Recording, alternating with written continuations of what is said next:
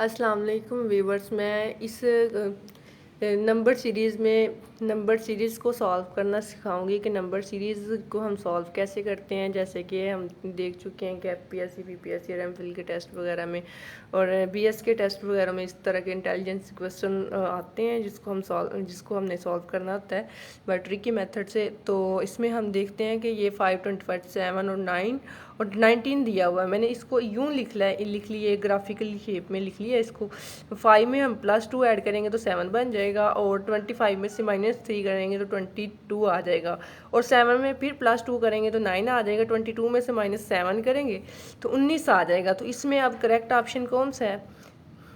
22 correct option है इसमें। तो इस तरह हम ये सारे क्वेश्चन सॉल्व करेंगे। तो नेक्स्ट जो क्वेश्चन है वो नेक्स्ट पार्ट में मैं इसका करवाती हूँ।